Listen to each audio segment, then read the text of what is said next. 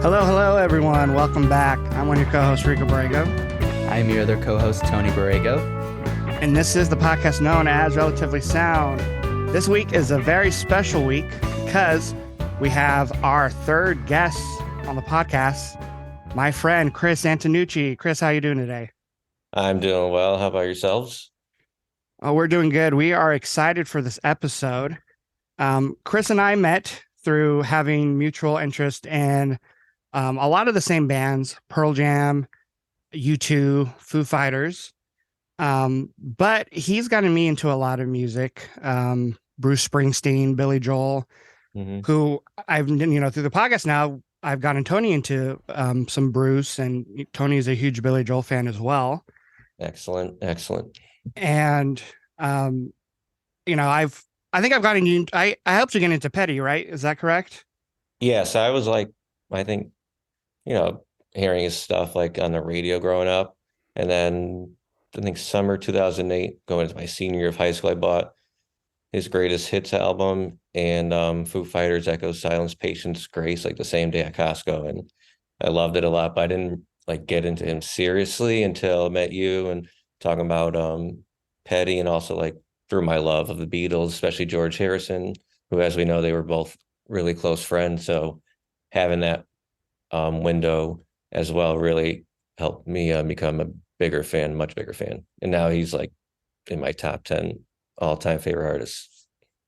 Yeah, that's actually very similar to how I got into him through our parents having the greatest hits CD, and me just one day deciding to listen to it. And then I'm like, oh, I know like all these songs from the radio.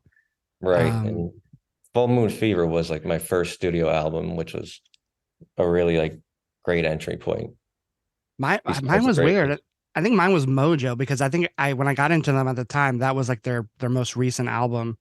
Right. And I remember I was watching like a SNL repeat, and it's when they were on there promoting Mojo, and they did I Should Have Known. And that's like really what like made me ask you and like where to begin and stuff. Yeah, so those were some good times, and we will be talking about Petty on our next episode. But today we're talking about a band that is a band that I should know more of. I'm a little embarrassed to say I don't know more of their albums and songs, but we're talking about the Beach Boys today. And you and Tony are the ones that share the common interest here. Beach Boys, I believe, is like one of Tony's favorite bands, if not his favorite band. I know you guys both really enjoy Brian Wilson's solo projects as well. So why don't you guys quickly talk about your guys' history with the Beatles? Chris, if you want to start. You mean the Beach Boys? I said the Beatles. Yeah, I meant the Beach Boys. Yeah. No, it's all good. I mean, it's actually perfect that we're doing it Beach Boys this week, because on Tuesday was Brian Wilson's birthday. And I'm I saw wearing that a Beach Boys shirt in honor of it. So happy birthday, Brian. But yeah, I think same thing like with Petty and a lot of other artists I love, just goes back to my childhood. My dad had their Endless Summer collection on CD, so I heard a lot of like the hits, early hits, basically from their beginning to like right before Pet Sounds, even though it has Good Vibrations on it, but loved all those. And then it wasn't until fairly recently, maybe within last 5-6 years, maybe a little bit longer, where expanded her Pet Sounds because of all the praise. Felt like that was like a slow builder for me. I'm like, oh, this is like very different. And then eventually just kept listening and grew to love it. And like Smile, the whole Smile box that came out, read about that history.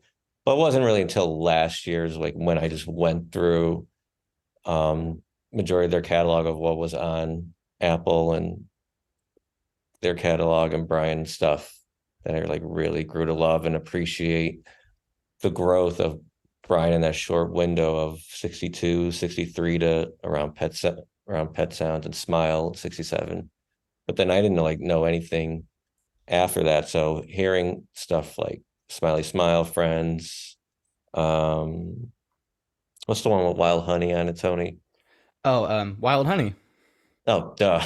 2020, Sunflower, which was great. Surf's Up, Holland. So a lot of that stuff was like really eye opening and like, oh wow, Do you like a lot more Beach Boys depth. Love You? That was like a later 70s, I believe. Yeah, I think around 77. That's like when Brian was like kind of back for that moment in time before going back into seclusion and what Right, it's like last little peak of his kind of own album where he's actually still engaged in it. So those yeah, ones are after always his fun first to stint hear. after his first stint with Dr. Landy, Right. which we won't go into.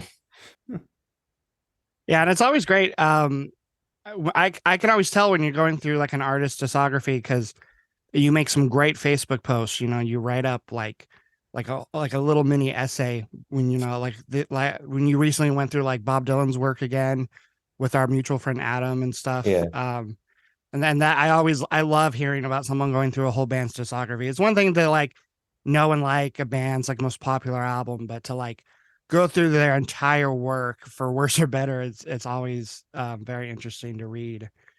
And it's Um, fun to do that too, just like so you could hear the progression of like their artistry and like better appreciating like some albums, like thinking, let's say, using Bob for an example, like the Christian trilogy that he had from 79 to 81. Like you how do I say it? I I appreciate those albums more now having done that and just like with Bob, you just see like it's following your muse. Like people may not like it, but that's what the artist is gonna do. And yeah, that's what you see with Brian as well. yeah. Sometimes if you hear certain albums outside the context of when they were released and you know what albums they preceded, it Yeah. can be a little jarring. But yeah, to give the full their full catalog of work a listen, you appreciate the evolution. Yeah, like we Um, did Neil Young too, which is just like never ending. yeah, I would love to. There's so many of his albums, especially his like later albums, that I have not given many listens. Right. Um, And it makes when I coined the term the Neil-essence of like 89 to like 95. So like there's like the whole 80s Neil, which is very controversial, you could say, or for lack of a better word, having signed with Geffen and then being sued by David Geffen for being Neil Young, but then it makes you appreciate and love albums like was it Freedom, Ragged Glory, Harvest Moon, Mirrorball. So it's like he needed to go through like that stretch in the 80s to get back to Neil being Neil, especially Ragged Glory. See, Tony, we brought the right guest on. Chris is by far out of not to put down our sister or Ishan, but he knows his stuff. He knows his stuff. He's passionate about the music we listen to. Tony, why don't you give a brief your background with the Beach Boys, and then we'll dive into this album. Well, my background's really not too different, to be frank. I remember I was in a band, like beginning of high school, and they were into like Sabbath and Pink Floyd and Zeppelin, but one of them had asked me one time, just kind of randomly, like, "Oh, do you like Pet Sounds? You ever heard of it?" And he wasn't really familiar with it, but I think he's like listened to it once because he probably read it online or something. Mm-hmm. And it wasn't until a few years later where I actually just on my own time, the band broke up a while ago, that I decided to listen to it, and I enjoyed it. So I listened to it a few more times, and I really started growing a connection with it. And then from there, I don't remember exactly well, like the next albums, of theirs I listened to, but I remember, still in high school, getting really into the Smile sessions and just being, blown away by, like the creativity alone, plus just, how they managed to pull it off. I mean, granted, decades later, but Yeah. and then yeah, so from there I kind of just went back from the early records and kind of worked my way forward.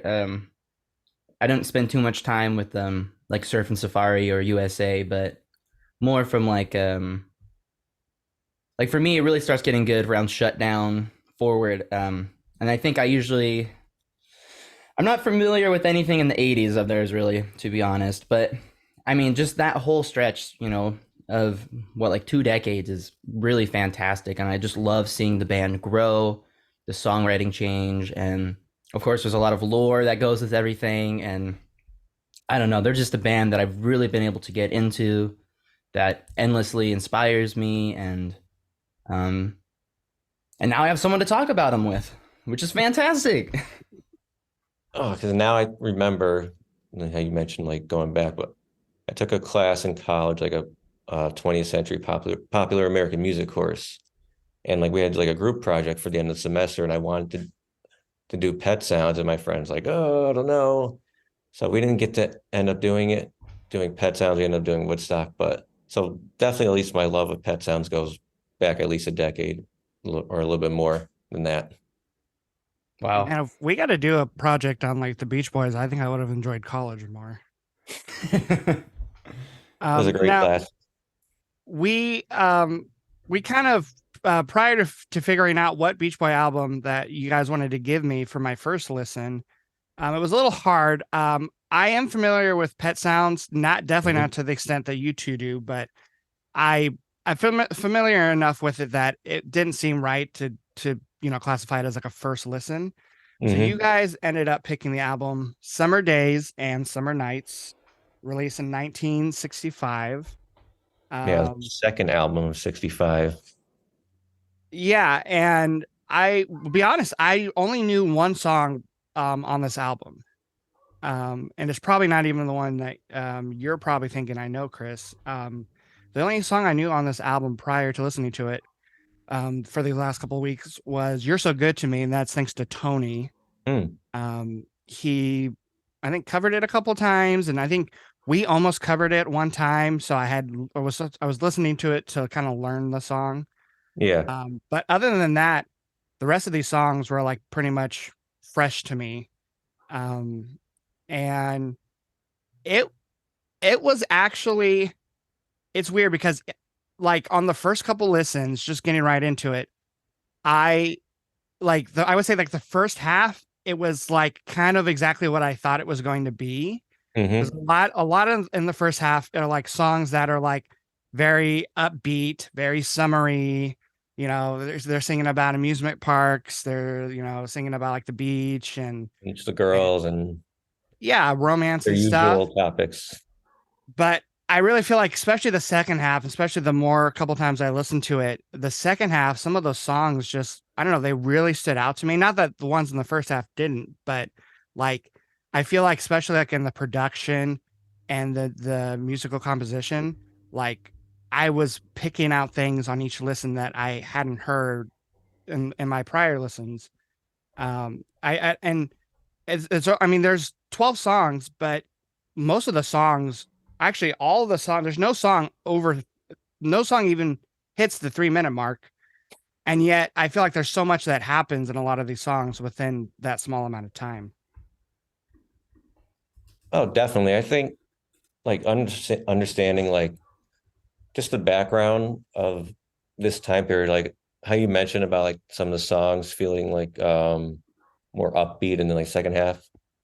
Because this was, as I mentioned, the second album that they released in 65, and it was like part of it was Brian agreeing to please the record label after the previous album, Beach Boys Today, didn't do so well.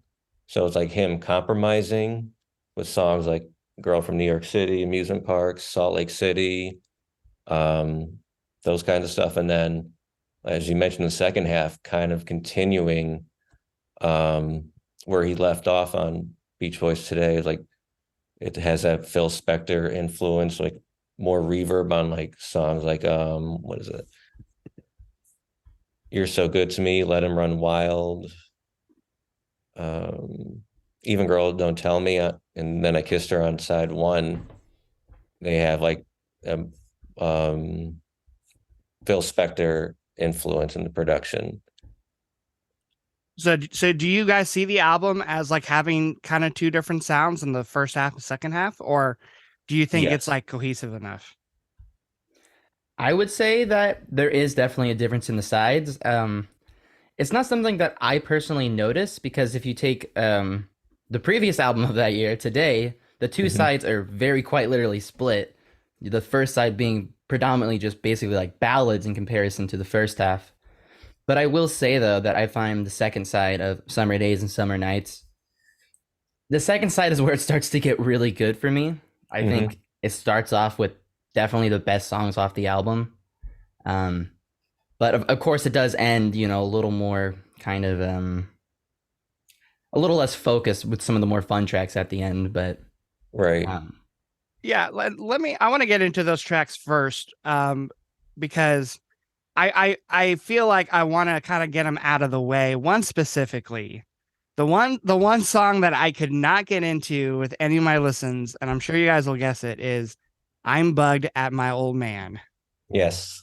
Um, I'll give it that like by my third or fourth listen to it, I did find it funny, but it just sounded so much like a B-side to me. Like it was a funny song, but like as like a song, I was like kind of confused how like it could come after songs like California Girls and You're So Good to Me, because it's just so like it's pretty left field when it comes to the rest of these songs. Yeah, he kind of did at least something similar on Beach Boys Today, ending it. It's like it was called a Bowl Session with the Big Daddy. It's just like just nonsense, and you can kind of see that one and I'm Bugged at My Old Man leading into just the vibe of their next album of 65, Beach Boys Party. Just like very like laid back and like they're just having fun. But yeah, I get it. It's just like, all right. Like I think Tony and I were texting when he first gave me this album, where we were kicking around the idea of this album. And I think Tony, I think you guessed it that this was going to be the one song that I wasn't going to fully get into. I mean, I don't think that one was too hard to guess. Yeah. I mean, I will say, I like, I'm glad that Brian Wilson was like, there was some self awareness, because I noticed that he's not even credited on the album for the song. It just says "Too Embarrassed" on the back Yeah. cover, I guess. I'm sure Uh, it's also just like a shot at their father who they had fired, I From believe. the last album, right? Yeah, they I know they had fired their father as their manager, I think in 64 or the beginning of 65. So it was probably just like a shot at him. I mean, like like I said, what I think the first time I listened to it, the part that really got me was the like after he first comes in with the vocals and then you get the backups. Dang my dad. Like that Yeah. just like I just was not expecting that. It kind of caught me off guard, but um I will say like I like actually the songs that surround that song. Like Hmm. Summer Means New Love. When I first heard that, it gave me um like hints of that one song, Sleepwalk. Hmm. Really? Um yeah, I can't think of who originally does it, but yeah, the instrumental song. Like I don't know why. Yeah. It's not like they sound similar like in, chord structure or anything like that, but it's just like I don't know, just kind of like the lead guitar and stuff just kind of gave me those like same melodic vibes. I always think of I don't know what it is, but like the beginning of the melody, I think about "Have Yourself a Merry Little Christmas." Okay. You know what? I actually that's really funny, because I also kind of got the very first listen. Sometimes with like instrumental songs that kind of sound like that, I also kind of get like sometimes Christmas vibes, even though it's like the opposite. It's like summer vibes, but Right. Yeah, it has like that typical feel and sound that you would like hear in a 60s movie, like a 60s beach movie, basically. exactly, yeah. Okay, yeah, yeah. But I still really enjoyed it for, being an instrumental song. And I'm usually someone that sometimes I'll care more about the lyrics than I will the music, but Hmm. um the production was great in that song. Especially like the way they brought in the horns and the strings. Like that one I really showed to me that like I'm assuming Brian constructed the song. Is that Oh right? yeah. This is like after he after his nervous breakdown, he like just focused staying in the studio, so he had more time to write. Yeah, it Which felt definitely proved to be a good idea because I think this Yeah. album is, at least production wise, is miles above the other albums.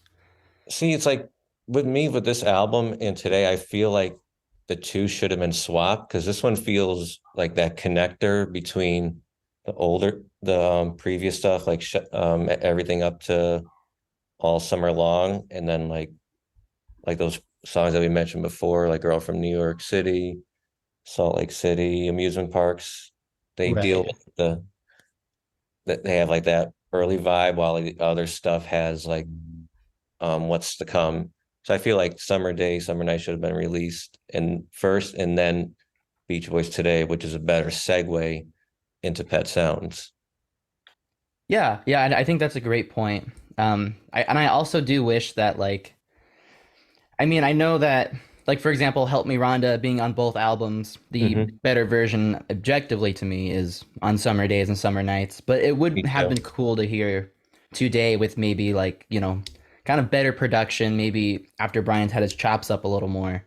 Because I think some of those songs, like you said, are definitely closer to what Pet Sounds gave us. But it would have been cool to hear them, like, executed to the best of the ability, that the band could.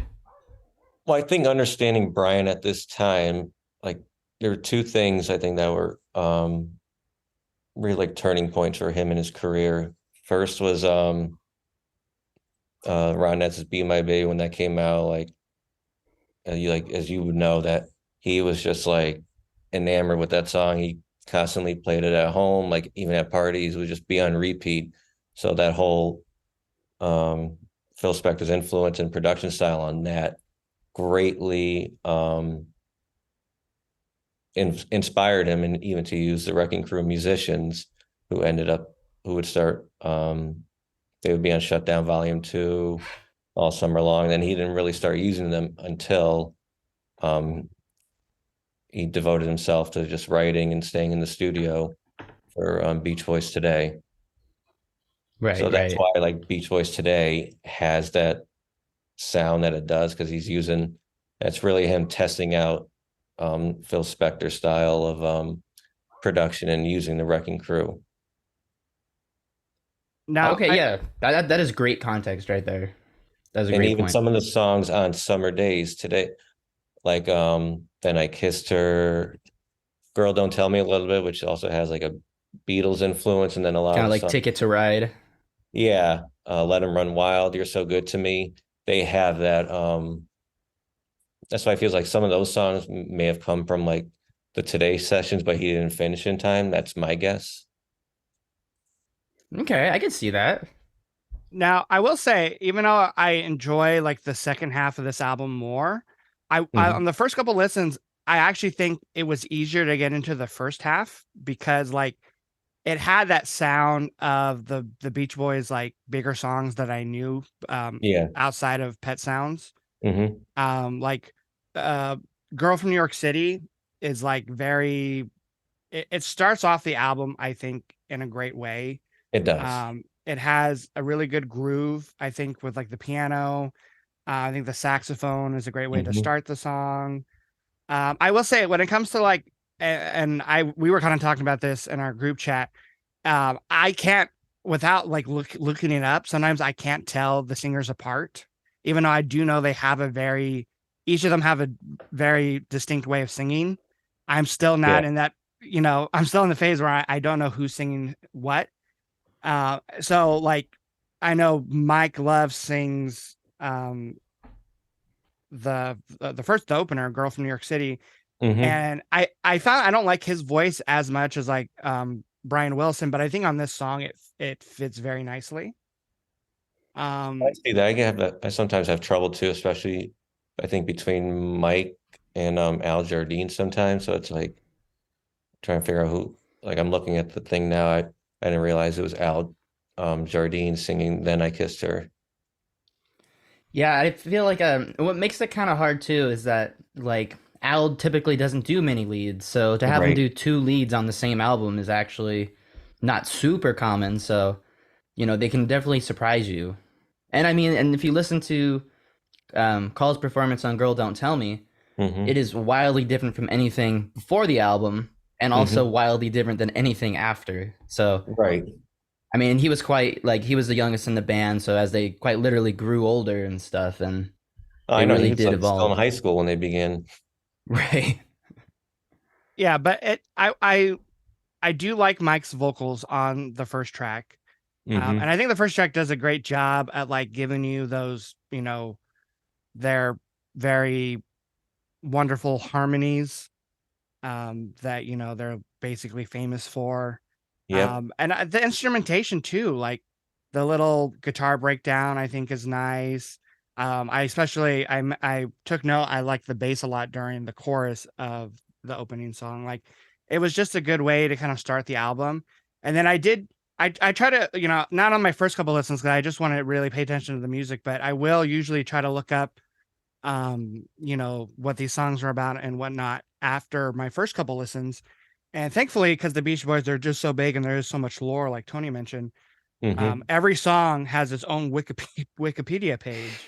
Yeah. Um, and it was interesting to learn that this song was like a kind of written to a response to another band called the Ad-Libs. They had a Hmm. song called "The Boy from New York City," Okay.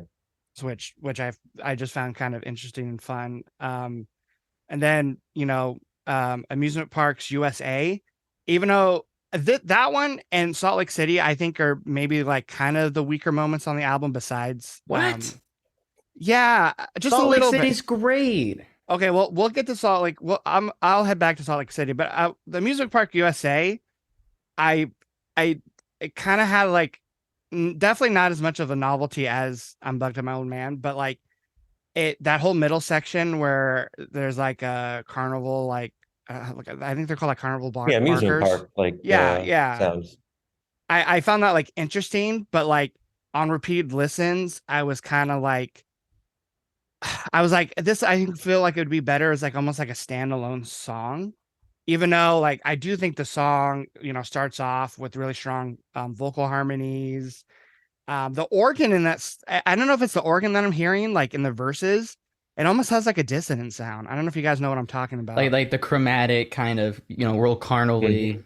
Yeah, almost okay. Doors like type thing. Yeah, you could Yeah. hear the drugs creeping into Brian's writing with that song. I mean, that middle piece that you mentioned that you highlighted of like all the sounds, it came to me when I was listening, like, oh, maybe the Beatles might have picked up on that for being for the benefit of Mr. Kite during those breakdowns where it has Oh, that I could part. see that. Oh. Yeah, that's interesting. Yeah, I could see that. Like it's cool. It's just something I'm not really used to, Right. like And that's like in the music. part of the genius of Brian just like throwing shit out there, like, oh, where did this come from? Yeah. And Uh maybe you can verify this, Chris. Isn't there another Beach Boys song prior to this one that also has like Hal Blaine doing like another talking bit? I feel like there is, but I can't think of which one it is. But maybe there's I not. don't know, maybe. But now I don't know if you guys knew this, but while looking up the song, I found that apparently all but two of the music parks that are named in the song ended up closing like years after the album's release. Wow. Like I know Disneyland, and there was one more I can't remember the name of. Like they all closed afterwards, so it's almost a little dated now. But someone that enjoys amusement parks, like and it was nice that this was like one of the songs on the album where they're not singing about like love, like and obviously love is like such a main theme for a lot of bands and artists, but it was fun to have like Maybe this young song. love would be a better way of because they're probably still talking about love, but Yeah, probably like that young love that they were doing before. yeah, and you do get that in songs like Then I Kissed Her, which I learned Cover. was written. Yeah, it was a cover written by Phil Spector for the Crystals. Is that correct? hmm Yeah, it was the song like the original version made was like you was used in Goodfellas, the whole when Henry and Karen they all go out into the cabana. It's that steady cam shot that like lasts like maybe 3 minutes of the entire song. Like You know, you know that scene like once you like see it's like it has them coming out like once they're coming out of the car, that's when the song starts. yeah, Tony and I were talking about that movie in a previous episode because maybe I'm wrong. Maybe I'm thinking of another film. Isn't that the same film that has Jump Into the Fire? Yeah, Harry Nilsson. Yeah, we just actually are not our last episode, but 2 episodes ago, we covered Nielsen Schmielsen, one of our favorite albums. And I know the song he's using that film, and that's like where that song got its popularity after its release. Oh But yeah, it's like every Tony and I have song in never that seen that movie. film. Yeah, every song in that movie was like perfectly placed. Like you could like picture the scene. It's like so it jump the jump in the fire is when it's like the day when Henry gets pinched. So he's like all like coked out and like looking at up at the sky because of the helicopter following him. It's during that montage. Yeah, we're gonna have to maybe we'll have to start like a movie podcast because there's so many films Tony and I have not. Well, I don't know about Tony, but there's a I have lot of not classic seen. films. I haven't seen most, must see films. Yeah. But yeah, Then I Kissed Her, I thought was not knowing the original. Mm-hmm. Um, it like that guitar intro just sounded iconic. Like it It is, yeah. almost.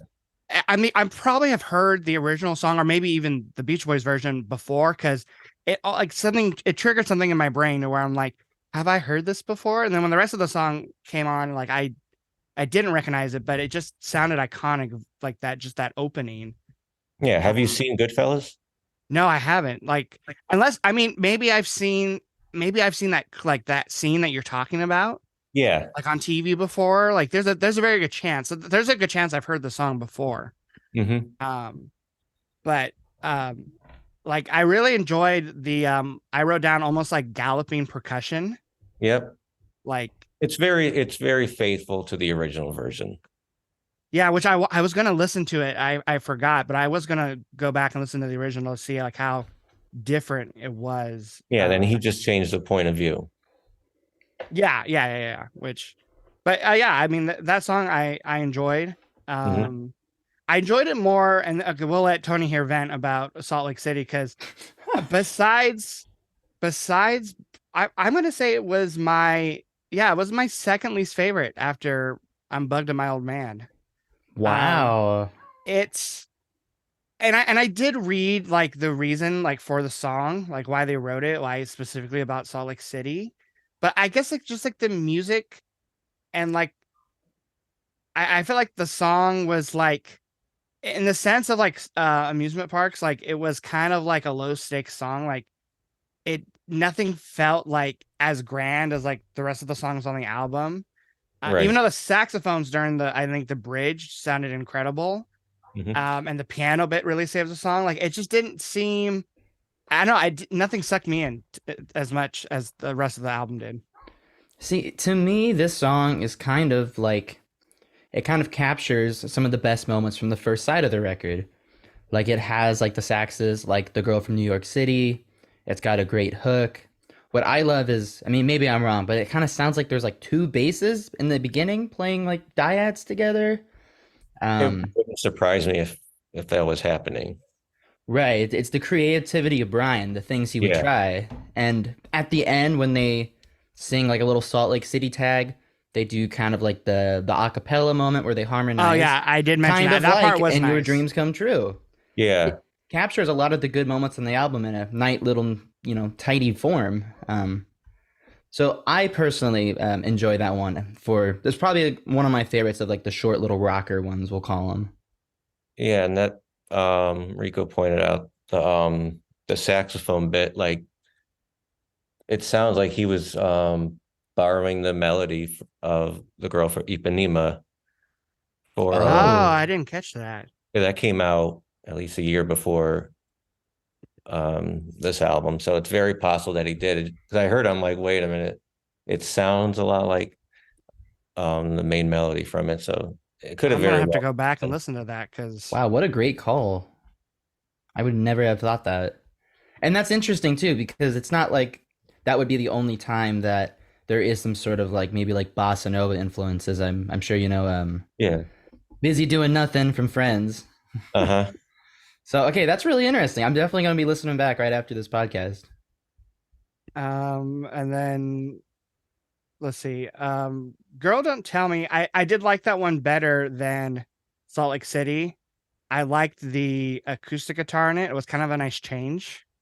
Yeah, I like the what's the I can't think of the word right now, but the feel that it gives. Because you kind of hear that like later on something like on their cover of I Can Hear Music, where the acoustic is very much prominent. Right, right. And And I think it just goes with the Phil Spector Wall of Sound influence too. and then with this song and specifically, Yeah, uh, fine.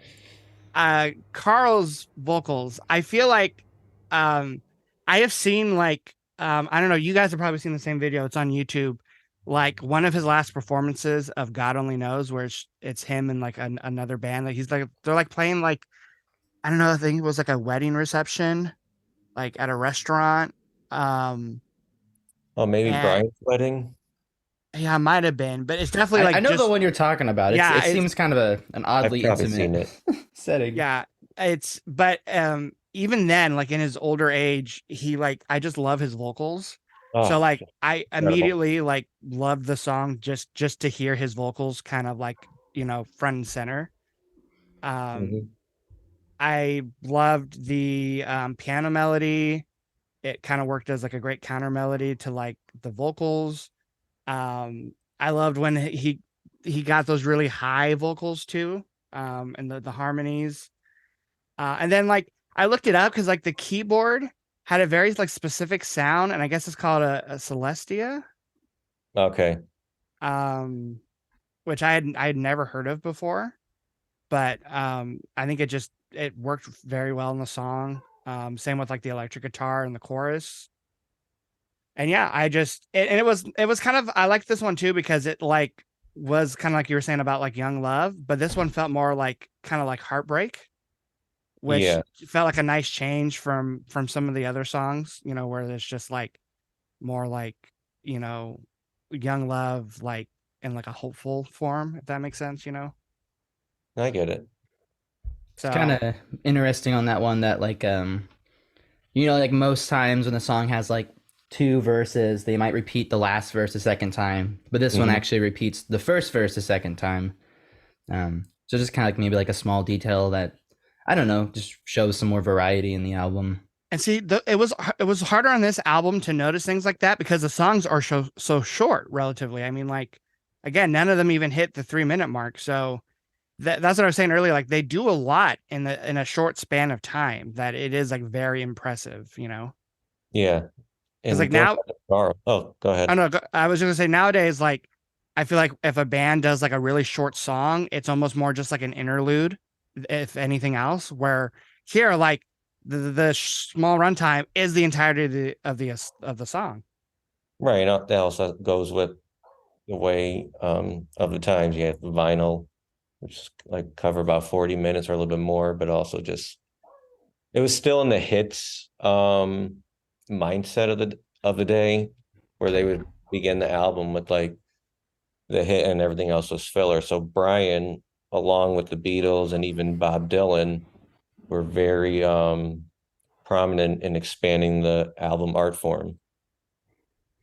Yeah, that's a very good point. Yeah, and um, that's why I do find it interesting to like after while I'm listening to these albums to look up the era they were released in because it can be very telling of the songs. And yeah, it didn't even really cross my mind about the fact of like a vinyl. And it's funny because I was just at the record store the other day actually looking for this album, and I swear to God they had every other Beach Boys album but this one. Um, I've never seen this one personally in person.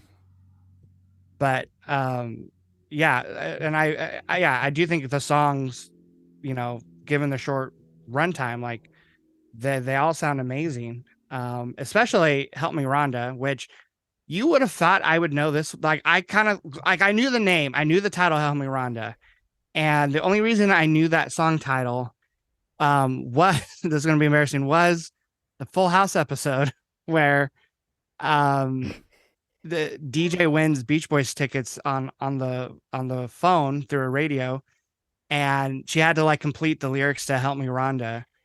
And I think that was like the first of multiple Beach Boys appearances on the show. Yeah, because So John Stamos he was probably playing with them by that point as well. yeah, like their drummer, right? Yeah. Yeah. I know by the 80s he was in there. Yeah. Yeah, so I knew I knew the song title just from Full House alone, but I didn't really know the song. And when I started listening to it, I didn't nothing really registered with me. But it's probably my second favorite song on the album.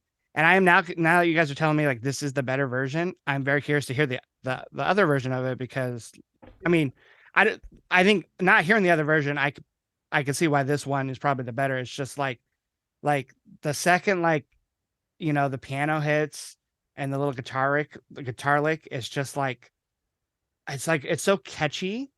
I think Al's vocals really fit the song as like the lead.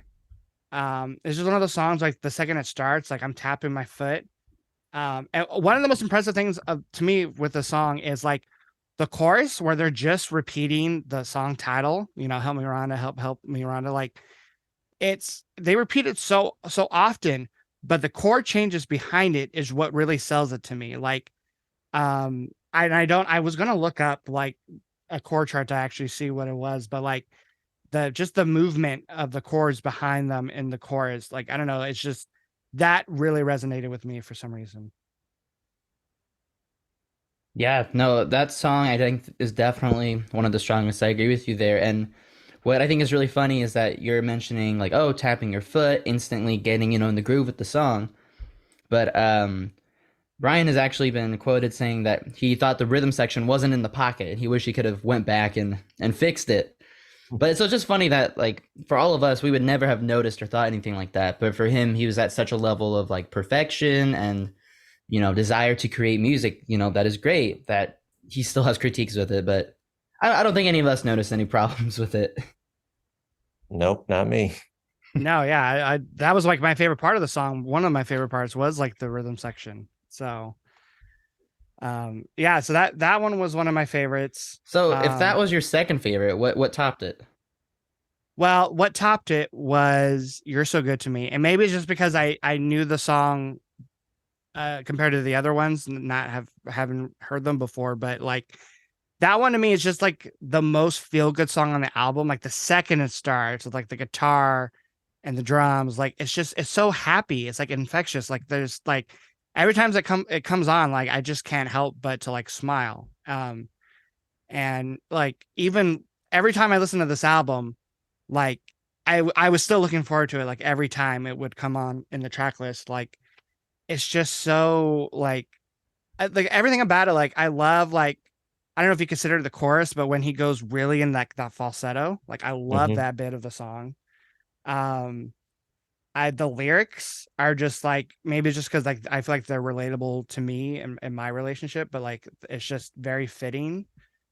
Um, and even like the laws, like I'm not someone who always loves like laws in songs, and I Hmm. get it more with older songs and like more modern day music. But even those didn't like bug me at all in the song. Like it's just it very fitting of the vibe that the song gives out. So probably my favorite song on the album, and probably my favorite Brian moment on the album. I remember the first time I heard this song, and I also instantly just really took to it. I think it does a really good job of like feeling really natural and organic, but really capturing the, that summertime fun, that happy feeling. And so even though I would say it's definitely one of the simplest songs on the album, I think between the production, the performance, the energy, that I also would call it one of my favorite tracks from there. Talking about Rhonda, right? Oh no. Oh no, we I was talking about You're So Good to Me. Okay, just double Yeah, check. yeah, You're So Good to Me. Help Me Rhonda is my second favorite, but You're So Good to Me, I think that one just like again, and I knew that song because of Tony beforehand. Not like well enough to like remember the lyrics, but like these last couple of weeks, given the album, multiple listens, it's the song that just like really like I just couldn't stop playing. Even like Hmm. when this album was over, I'd go back to You're So Good to Me just because it was almost like addictive. Yeah, So, I should have. Chris, what Oh, is yeah, your favorite then? As a Beach Boys fan, how do you feel? What's the top song for you? on this album. Yes. Well, it has to be the side two opener, California Girls. Which is Nice. perfect because I that was the next song I wanted to talk about. I mean, before we go into it, it should be noted that Full House is probably responsible for our generation becoming Beach Boys fans. It's a good point. I mean, I actually think growing up, Tony and I watched a lot of, because like I think by that time that we were watching, because Tony and I were a little younger, Mhm. and we were watching like reruns on ABC Family, which I don't even think Yeah, me the too. channel exists anymore. But like we grew up watching the reruns, and I think that was the first time I'd ever heard of the Beach Boys. And I think like my first Beach Boys song that I ever heard was Kokomo because of the Full Yeah, because House. of that. Yeah.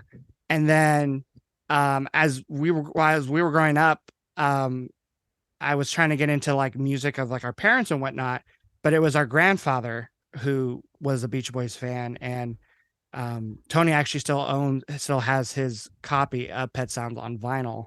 Oh, Um, amazing. yeah, to have like, like an original and stuff is very cool. But yeah, it's awesome when like, a show or a movie can kind of, turn a newer generation on to something like the Beach Boys. Definitely. But yeah, California Girls was, if I was like doing them in order, I usually don't like rank them all in order when we do these episodes, but like it's probably was my third favorite. My favorite part about this song to me was Brian's vocal delivery. That in the verse, that the way he like, I don't know how to describe it musically, like technically, but like the way he goes down and like the melody and the Mhm. way it, like contrasts with like what's going on with the guitars and bass in the background. Oh, it's like gorgeous. Are you Yeah. talking about the like the main vocal melody or like the harmonies in The the no, the verse? main I think the main vocal harmony. Okay. Like I'd have to like pull up the lyrics. Like it's like at the end of like a line that he's singing. Like he just goes like he goes somewhere where I was not expecting when I first heard the song. Yeah, because I think him and Mike split vocal duties. So I think Mike sings the verses and while Brian takes over in the chorus. Yeah. Oh, okay. So then, yeah, then I guess I'm probably talking about Mike thing because yeah, it's in the verse where I feel like I really love what they're doing with the melody itself. I also just love too the intro. Like a lot of these songs kind of just get right into it. Like "You're So Good to Me," like we were just talking Yeah. about, but like this one has like its own little intro, Yeah, and it's like what said in the group text. It's the sound of Brian taking acid for the first time. but yeah, it's like I mean, if he had to do that to get that, I mean, props Yeah, and to then him throwing in because that little like cowboy feel, like do do do do do. It's like where do you come up with this stuff? And it just works. yeah, I like everything that was going on with this song, like all its like changes with like the melodies and the music is just I loved how the bass line went along with the keyboard near the end of the song. Hmm. Like, oh, it was just, and again, now that I'm pretty much a Californian. I've been a California now for like I think this year is going to be 7 or 8 years. Like again, like the lyrics again, very relatable to me. Right. But yeah, musically, this was like the other moment on the album that really kind of stunned me. Right. And the vocal arrangement is just like insane, especially the second verse when like I think I sent the just the vocals only video to you guys, and just like that second verse when they just do the ooh ah, it's like Oh yeah. shit. It's It's like otherworldly. it is. Yeah, because Tony, when Tony and I, when we're like doing any episode and we're talking about music, even not on the podcast, he always finds a way to go back to the Beach Boys and like their harmonies. And I know when Oh, when he's writing his own music, like, and he's like thinking about backing vocals and harmonies, like this is the one band that he has in his mind at all times. mm-hmm. If I'm ever lost in a song, usually if I dig for, far enough in the Beach Boys work, I will find the answer somewhere. So then, Tony, have we talked about your favorite song already? Or No, and of course it's hard to oh, pick a favorite, but I'll say this, at least from a music standpoint, my favorite is going to be Let 'Em Run Wild. Mm. It's a gorgeous sounding track. And it's a little more Burt Bacharach sounding, which I am a fan of. Um, Probably, yeah. 'Cause he was so definitely an Rika, influence on Brian. right? Yeah, And I wrote it sounded it was almost kind of like what is the main instrument? Is it a vibraphone? I believe so. Like I noted that that sounded like very moody and almost like sad compared to some of the other songs on the album, which I liked because it kind of I felt like gave the album like some dynamics that had all the songs sounded like "You're So Good to Me," it would have the album would have felt kind of just like Kind of not lightweight. yeah, but I felt like this was one of the songs where they kind of Brian branches out on the sound and gives me kind of different colors and shades to work with.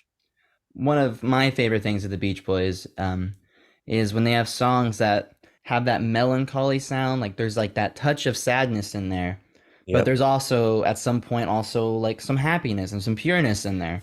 Hmm. Um, and for me, that song kind of really nails that. And me as like a songwriter, I really admire the dynamics in that song as well.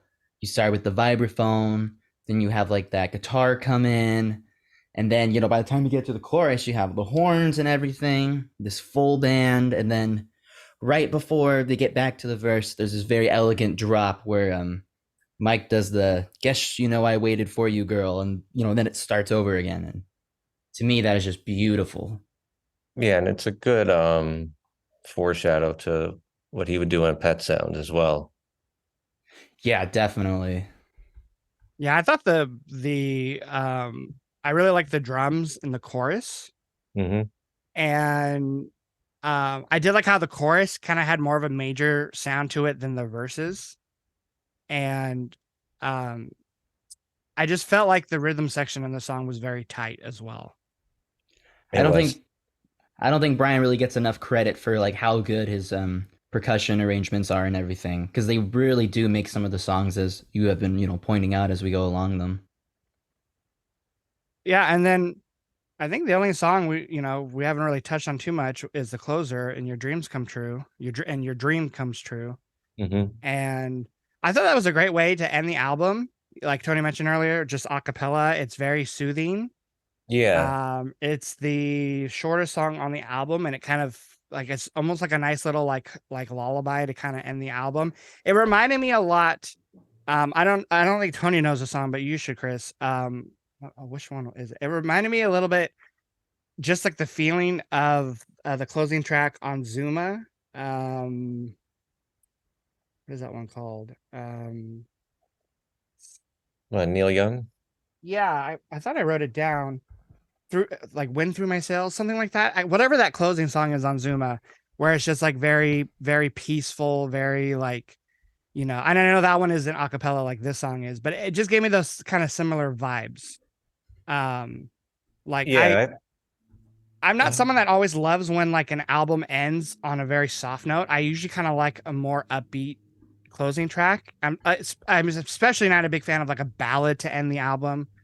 Tony and I have talked about that before, like, thinking of like, Future Days to end Pearl Jam's Lightning Bolt. Hmm. Even though I like the song on its own, I don't like it as a closing song. But this one, I don't think of it as like a ballad. I think of it as like almost something else. Like it's way more like to the point. It's just a sweet little note to end the album with. So and I very much enjoyed it. Yeah, just first you were correct. It is Through My Sails on Zuma, the last track on that album. But with In Your Dream Comes True, I just like, immediately thought of Our Prayer and how he originally wanted to begin Smile with just a cappella. Right, right. And that's That's another. all I have to say about that song. But I think that once again kind of demonstrates why like you and I do love listening to like all the Beach Boys records, seeing the progression, seeing what things they tried out, and then seeing how they appear later, and done more masterfully. Um, Absolutely. Now, looking at the Wikipedia page for this album, it looks like there was a couple bonus tracks featured on one of the CD reissues. Are any of those songs worth listening? Looks like there's one called "The Little Girl I Once Knew," "Dance to This Yes. Dance." Oh, wow. Absolutely. Okay, I mean that was a resounding yes from both you guys. Like that was a song that John Lennon um he loved a lot. And like even it was like some kind Oh, of like magazine probably in England at the time or America saying he like highlighted that song. He's like that song is a hit, and he was saying something like, I'll be damned if it's not or whatever. So reading that led me to that song. I think that was one of the first songs recorded for the Pet Sound sessions. I know for me, the way I found out about this song was I was actually watching a video, and it was about this like classical composer, modern day though, Mm-hmm. and they were talking about songs with large gaps of silence in it. And Yes. someone had written in the comment that this song had 2 full bars of silence, and so I checked it out, and it checks out. And there's a little like a quote from Brian saying that he always wondered that what if someone turned on the radio to the station and that song was playing and it was during the 2 bars of silence they had, and that maybe they would just click away like, oh, nothing's on. So I thought that was kind of funny. Wow. Okay. Well, I'm definitely gonna give this song a listen then after, Mm-hmm. because I usually don't like to do bonus tracks when I'm listening, just for the podcast, because to me it's like if it didn't make the album, like it's not that the song isn't bad, but I just try to focus on. But sometimes in a session, sometimes they leave off some of the best songs, and from just what you guys are saying about it, probably definitely should have replaced "Unbugged Up My Old Man." Well, Chris had mentioned that it was written during the Pet Sound sessions, like at the Oh. beginning of it, Oh, so it was didn't duh. get cut. Okay, I see, because it was featured in the reissue. I see, so it was afterwards. Okay. But Yeah, it's kind sometimes of they're weird about California's like. reissues. It's just like I think in general, like the label or whoever's in charge is like weird about how they include like bonus tracks where like it may not have been part of like the session, but they just threw it on there anyway. Yeah, that makes sense. So being this is like I would say my second full Beach Boys album that I've listened to besides Pet Sounds. And now I definitely want to go back. I'm going to go back to Pet Sounds later this week because I kind of want to compare these two albums and just, hear the evolution. But other than Pet Sounds, what do you think I should get into next, you guys? Like from the Beach Boys, like besides Pet Sound, what should be the other albums I go listen to next? Today, Beach Boys Today, yeah, the one before the Summer Days. I think that's probably a good answer. It'll just give you a better, even more better context for Summer Days and Pet Sounds. Awesome. Well, that's going to be the next album I listen to then. And I'll probably listen to them all probably back to back as well. Cause I'd love to hear just how it was when they released those albums and their evolution. So, but all right. Well, I think this was maybe our most, for me at least, the most educational podcast we've done yet. I've learned way more today than I have. I mean, I don't know, ever maybe. I definitely learned stuff today from this as well. Definitely. Yeah.